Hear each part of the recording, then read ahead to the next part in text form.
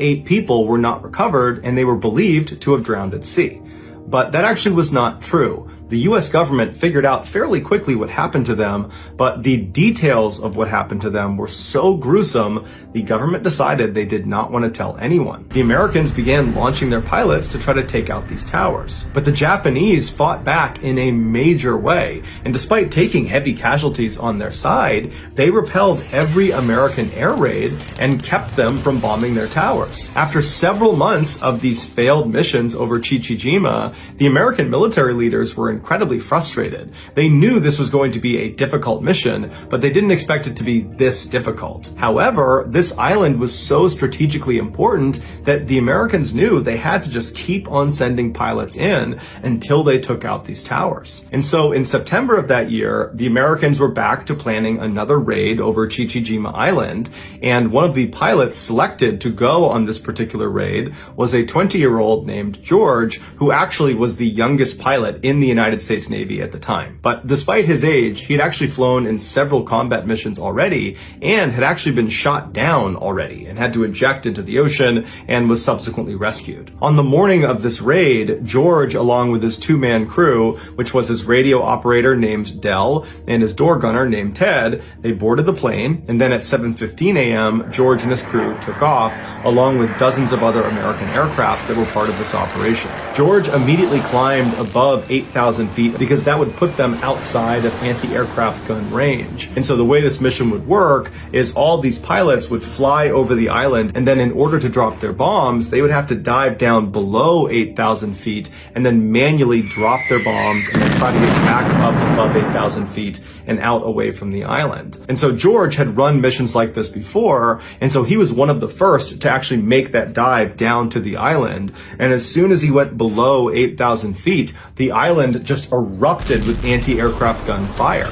So all these rounds are coming up, flak is popping all over the place, and George almost immediately notices the side of his plane gets hit. But the plane's stable enough that he decides he's just going to keep on diving down and complete the mission. And he's yelling back to Ted and to Dell to hold on, and they get all the way down to 3,000 feet when George releases 2 500-pound bombs that are direct hits on the radio tower he was assigned to bomb. But at this point, George's plane is now engulfed in flames. It can barely fly, and so George is again yelling at Ted and Dell to hold on. He's pulling back on the lever, and he begins to turn himself away from the tower out towards the water, and he manages to fly away from the island, but he can feel the plane starting to go down. Now, George had previously been shot down before, and what he learned from that is how important it was to fly as far away from the enemy as you possibly can before you bail out of your plane. Because if you bail too early and you land in the water right near where the enemy is, you'll just get captured. And so George was holding on to that lever and keeping his plane up as long as he possibly could. And so he's flying and getting lower and lower and lower and closer to the water. And Ted and Dell are yelling at him that they got to jump out. Meanwhile, outside,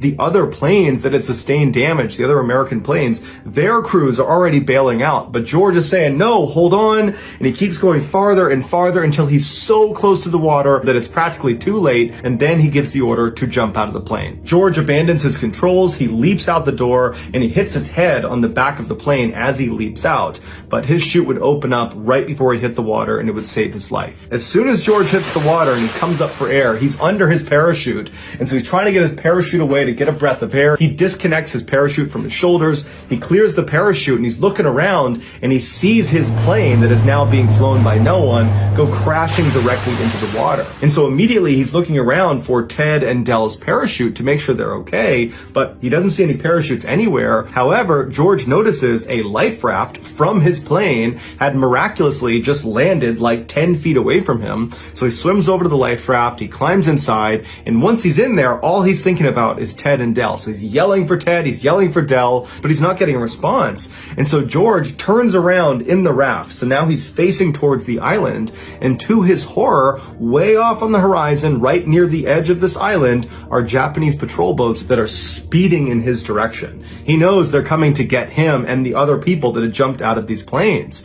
And so George turns back around, he leaps onto his chest on the front of this raft, and he starts using his hands to swim as fast as he can away from this island. The whole time he's screaming out for Ted and Del in hopes he's going to find them. Little did he know that both of them had not survived the crash. One had not even jumped out of the plane and had died on impact, and the other had jumped out but their parachute had not inflated. And so George is swimming as fast as he possibly can, and he's yelling out for Del and for Ted, and he's looking, but he doesn't hear them, he doesn't see them, and he knows that not only is he not going to find his friends, but there's just no way he's going to outswim these boats. And so at some point he just turns around and sits in the raft, and he's looking towards these patrol boats, and he knows that at some point they're going to come up here and they're going to capture him.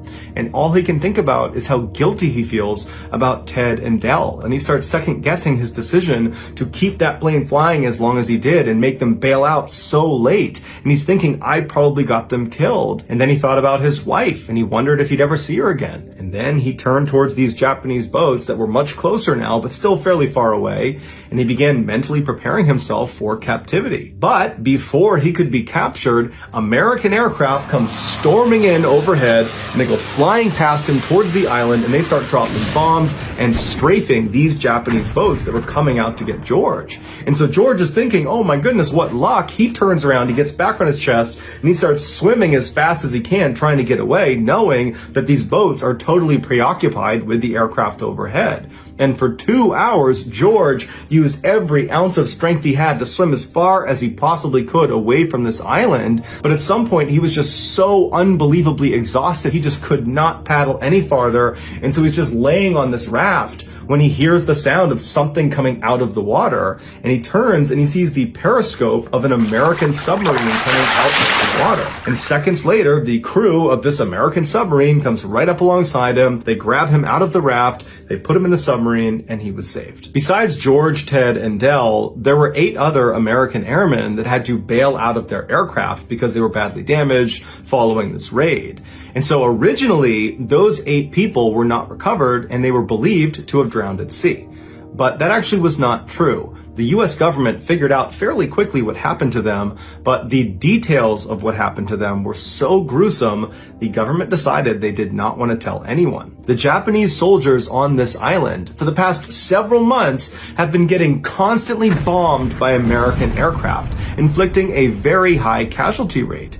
And so these soldiers hated the Americans, and they wanted revenge against the Americans. And so suddenly you have these 8 American prisoners on this island with no one to protect them. And so what do you think happens? The Japanese decide they're going to exact their revenge on these 8 men. Within 24 hours of being captured, the 8 men were kind of huddled up in one section of the island when one of them, Marv Mershon, who was 19 from Long Beach, California, was grabbed by a Japanese commander, stood up and moved to the central area within their military camp, and they tied him to a tree. And this commander encouraged all of the other soldiers to beat and kick Marv. And so all day long, soldiers were coming up and just beating the out of Marv, and Marv is tied to the tree. He can't do anything. And these 7 other prisoners are forced to just watch because they can't do anything. And so that night, the same commander comes back and he unties Marv from the tree, and he tells these 7 other prisoners to stay where they are. And this commander and several other Japanese soldiers, they take Marv and they march him away from the group into the jungle, and they march him over to this freshly dug grave. And standing next to the grave that Marv would have seen is this Japanese soldier carrying a sword. And so Marv is told to walk up to the edge of this grave. They tell him to kneel down in front of this grave, and they let him a final. And apparently Marv very calmly this. And when he was done, the man with the sword put a blindfold on Marv and then told Marv to extend his neck. And as soon as he did, he was beheaded. Afterwards, they buried him inside of this grave. That night, one of the high-ranking Japanese generals on the island, a man named Yoshio Tachibana, who was and was notorious for his sadistic tendencies with prisoners. He was sitting around drinking, having a good time, when he decided that his soldiers, they needed to prove they had what he called the fighting spirit. And the only way they could show they had this fighting spirit was by consuming Within a few days of Floyd and Earl's murders, the other 5 captives were also executed in a similar fashion, one by one, in front of their comrades. And 2 of those remaining 5 were also. And unfortunately, one of those 2 was not executed beforehand. Instead, they had pieces of their body surgically amputated. After the war was over, 34 Japanese soldiers, including General Tachibana, were tried for war crimes for their atrocities they committed against these 8 prisoners of war. They were all found guilty, and they were all hanged and buried in unmarked graves in Guam.